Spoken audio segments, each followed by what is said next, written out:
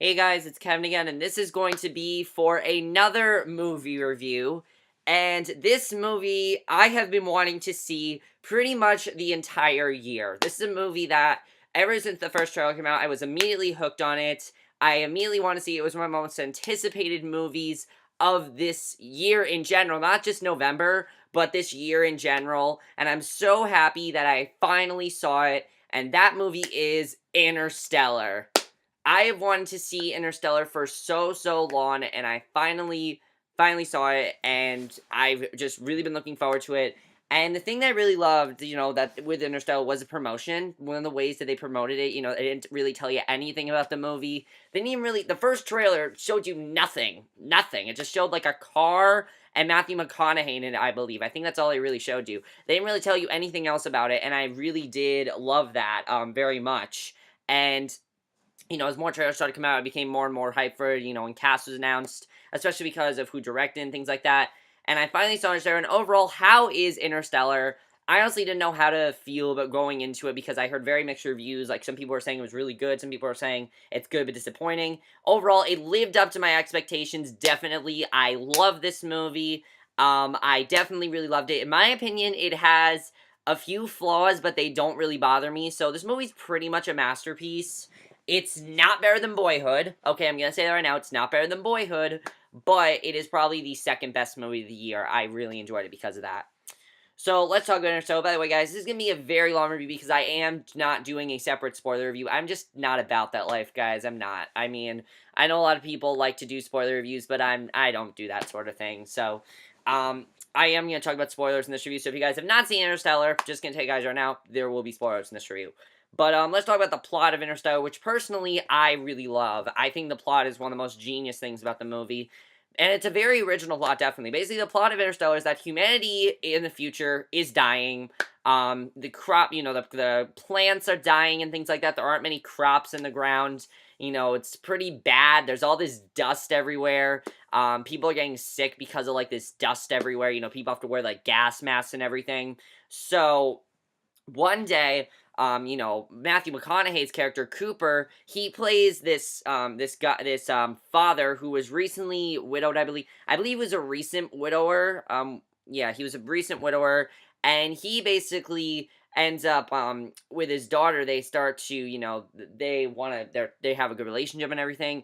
And they end up going to NASA, which they don't realize that for at first. And NASA wants to send Cooper into space to basically save humanity and to he thinks get the people off the planet, get the people off the planet basically and save humanity and basically find somewhere else to live because Earth is dying and just find a new planet and basically just start over. And along the way, for most of the movie, it's sort of like a split story between space and then what's going on back at Earth, and that's basically what Interstellar's about. So, yeah, I think the plot's really interesting because I think that's a very original plot. Yes, there have been plots about humanity dying, but I really love the idea of what Interstellar's trying to do.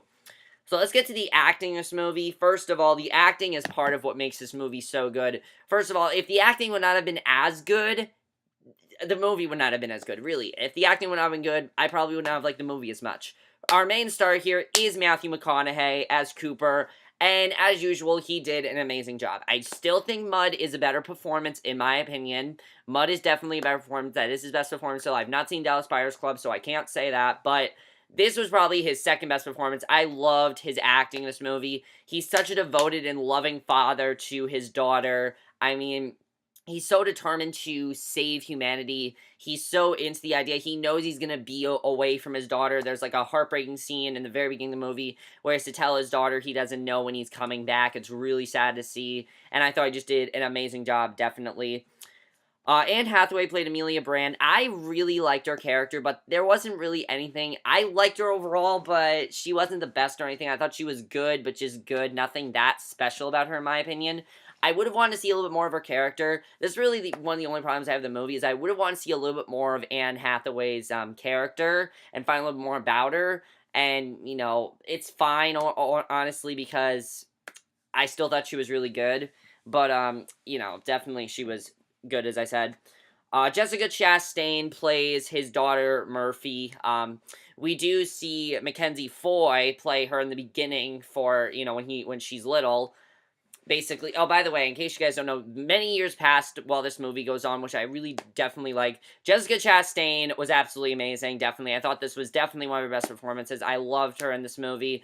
She pretty much is not sure when her dad's gonna come back. You see years pass and everything. It's very sad to see. There are some very good scenes, definitely. Some of my favorite scenes in the movie are basically when his son and daughter, they live with Michael Caine, who is a guy who is who is basically the guy that sent Cooper and all these people on into space, basically. He's staying with them, and they, communicate with Cooper through, like, these video messages that they send him, and they are very heartbreaking to watch because you see them get older and older, and I thought that was just one of the best things about this movie. It really had, a lot of emotion in the movie. Really, that was part of what I loved, was the emotion, definitely. This movie's not only visually amazing, but the emotion was great too, and I definitely really enjoyed that. Michael Caine was very good. He's not in the movie for that long. I don't want to spoil why. I will talk about why in the spoilers, but I thought he was good.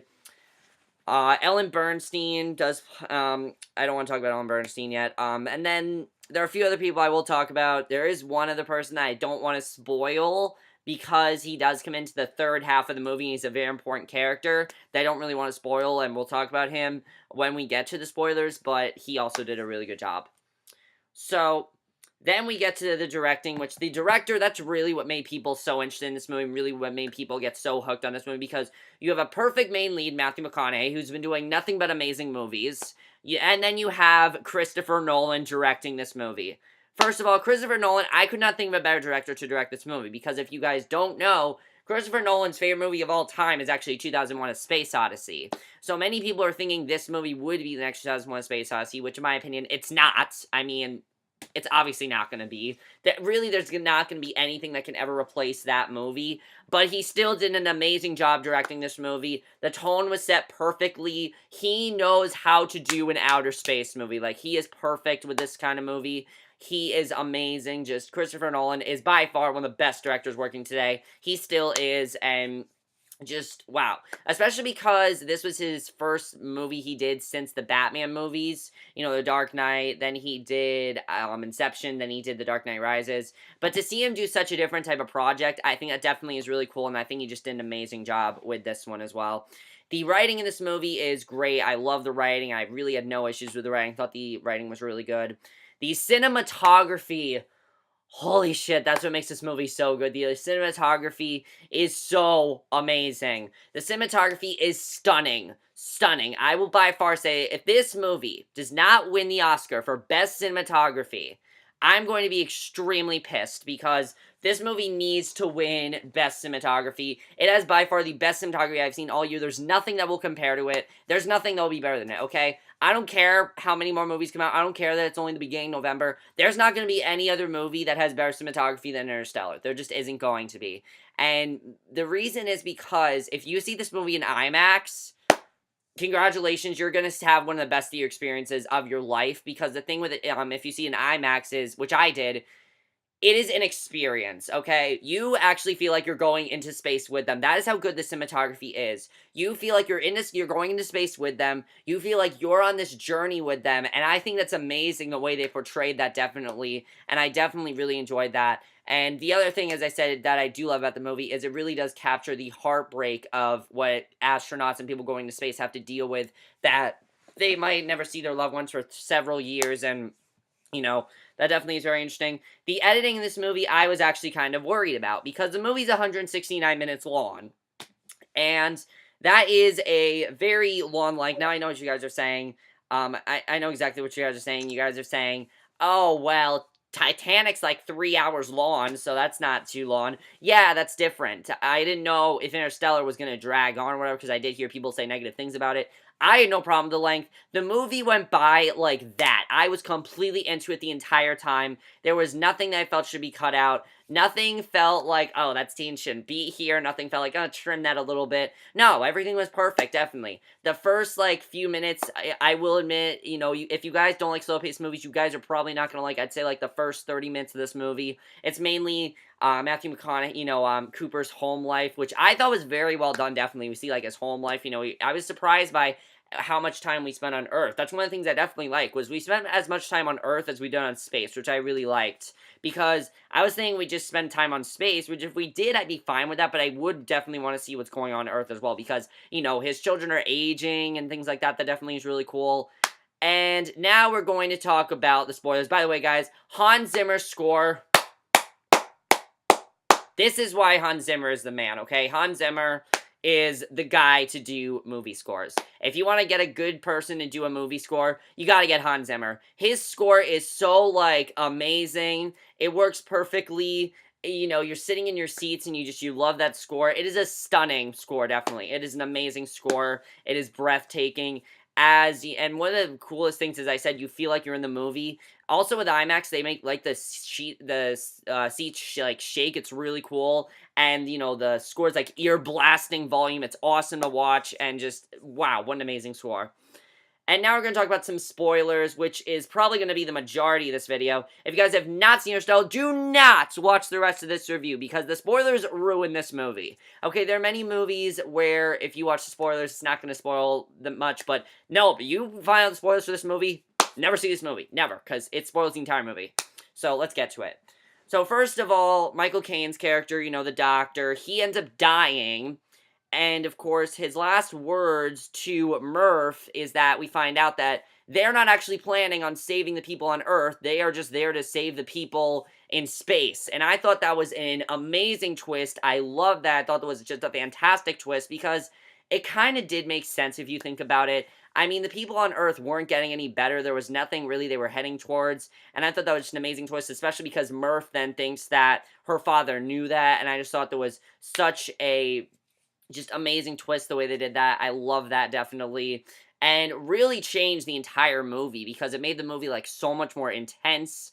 I mean, before we weren't seeing much of Earth, but after that, no, we see a lot of Earth, and I thought that was definitely very well done the way they did that, and I really enjoyed that, definitely.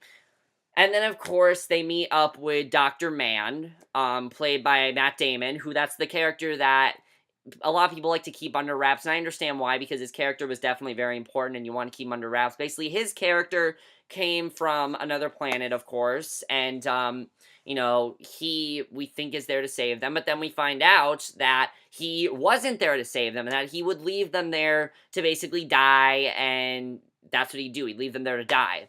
And, you know, him and Cooper get into that huge fight, which I thought was really awesome the way they did that.